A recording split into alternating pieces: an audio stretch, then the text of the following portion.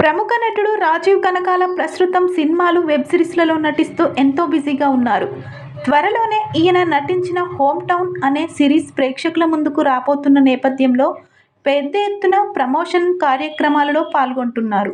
ఈ ప్రమోషన్లో భాగంగా జబర్దస్త్ వర్ష హోస్ట్గా వ్యవహరిస్తున్న కిసిక్ టాక్ కార్యక్రమంలో పాల్గొన్నారు.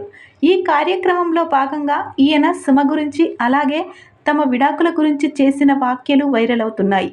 ఈ సందర్భంగా వర్ష మాట్లాడుతూ, సుమ కనకాలకు మీకు మధ్య విడాకులు అంటూ వచ్చిన వార్తలపై మీ స్పందన ఏంటి అని రాజీవ్ కనకాల సమాధానం చెప్తూ, మా విడాకుల గురించి వచ్చిన వార్తలు విని మేమే షాక్ అయ్యాం.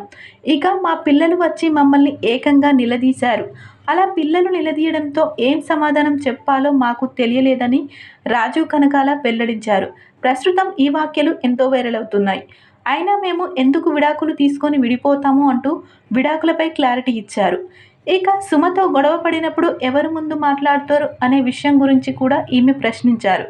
అయితే ఈ ప్రశ్నకు రాజీవ్ సమాధానం చెప్తూ, సుమ చాలా మొండిది. మేమిద్దరం గొడవ పడితే ముందు నేనే తనతో మాట్లాడాలి తప్ప తను మాత్రం నాతో మాట్లాడదు. ఇక నేను ఏదైనా చిలిపి చేష్టలు, చిలిపి పనులు చేస్తే అప్పుడు తాను కూల్ అవుతుందంటూ రాజీవ్ కనకాల చెప్పుకొచ్చారు.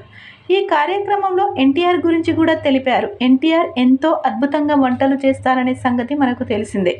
అయితే ఎన్టీఆర్ చేసే పైనాపిల్ కర్రీ చాలా అద్భుతంగా ఉంటుందని, అది నాకు చాలా ఇష్టమని రాజీవ్ తెలిపారు. ఈ రెసిపీ కనుక యూట్యూబ్లో పెడితే ప్రతి ఒక్కరూ ఇంట్లో పైనాపిల్ కర్రీ చేసుకుంటారంటూ ఈయన చేసిన కామెంట్స్ వైరల్ అవుతున్నాయి.